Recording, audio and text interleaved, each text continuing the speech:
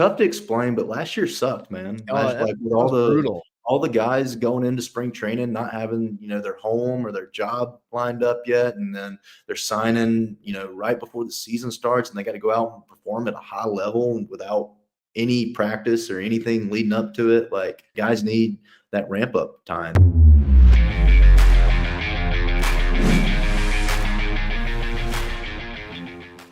Cubs fans, Setup Nation, it happened. We had Justin Steele on the show, and this is going to be a little less than a 10-minute excerpt from the actual full conversation, which was about 45 minutes with Justin, which we will release mañana, tomorrow, so make sure to go check that out. This is going to be all about Justin's reaction to what has happened so far with the Cubs offseason. We get into a really good conversation just about comparing the overall offseason, not just of the Cubs, but the MLB from 23 to 24, and how it's just been a breath of fresh air. It's been so nice.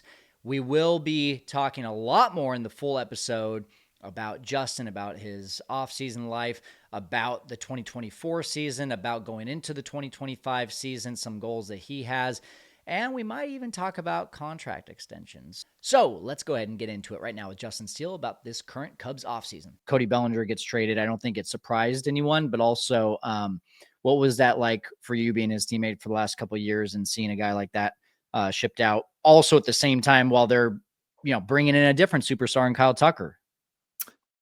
Yeah, so I'll stick to one at a time with Belly. Yeah. Me and Belly are great friends, really good friends. I got really close to him, playing with him. And yeah, as soon as it happened, I just sent him the meme of like people flipping tables, like damn it. Just because like we're such good friends. It's so awesome having him in the locker room and stuff. And I know he's going to do well in New York, and he's going to mesh with everybody in that locker room and stuff. He's just such a great personality, great teammate, all the above. You can't say enough nice things about him. And then what he does on the field is really special as well. So, yeah, it's one of them things. It sucks to see him go, but you wish him the best on the other side as well, because we're all people at the end of the day. Before we go over to Kyle Tucker, I know that you were pretty close with Mark Leiter Jr. too. So, I mean, at what point do you just like become numb to making friends in the MLB because they're going to be gone the next year? Like, is that a thing? No, I wouldn't say you become numb to it. It's just like, with Mark, me and him are really good friends. He came to my wedding and stuff. Nice. He, it was one of them things when he got traded. It's like, well, you're going to the Yankees. You're going to be in the playoffs. I don't watch any playoff baseball hardly. Really? Yeah, I don't watch a ton of baseball unless it's a Cubs game and I'm at it. Like, it's okay. Pretty weird to say. I didn't like. My wife was the one watching all the playoff baseball. I would only watch if Mark was pitching, and that was just because he's a good friend of mine, and I wanted him to do well. And when he would pitch, I'd text him and tell him I was super pumped for him. It was really cool watching one of my close friends pitch in the World Series and be in those situations and stuff. So for me, that was really cool to experience. That's awesome. So now Kyle Tucker. Yeah. First of all, have you reached out to him? Yeah, I texted him yesterday. I was busy traveling when all that was going down. I got his number yesterday from Miles Straw. Me and Miles Straw played together, not together, but we played against each other in 2017 in High A, and we played in the All-Star game together that year. I got to know him. We clicked right away, so me and Miles became friends. And I was able to get his number from him. And, yeah, texted him, told him, welcome aboard, and, can't wait to meet you and all that good stuff. Any questions, feel free to ask and whatnot. And, I mean, yeah, I actually faced Kyle Tucker a lot that year in High A because he was on that team as well. Okay. What was they played on a college field because their High A field wasn't built yet. They were busy building. I can't think of the Campbell Camels. Does that sound Campbell Camels? Okay. Fighting Camels. Like I remember where was it? It was golly, I can't remember the city, but That's quite the name. They were playing on a small college field, and it was the Campbell Fighting Camels. And the locker room was so tiny for us. It was a makeshift situation where they just had to put something together for that minor league season because they were in the process of building another stadium. So I always kind of like what the A's are going to do this year. Yeah, kind of. And that's just, I'll never forget that. It's driving me Wow. nuts. I can't remember the city. But yeah, I faced Kyle Tucker a ton that year. Okay. Did you have success against him? I believe it was a kind of a mixed bag. I don't think either one of us would be disappointed with what we Okay.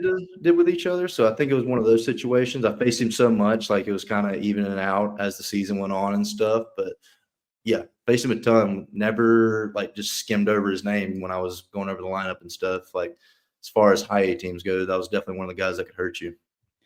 As a fan, you see Kyle Tucker and the trade that happens, and like there's just life that is reinvitalized into us as fans. As a player, what does that do for you to see a guy like that, a legitimate positional superstar, come onto the Cubs?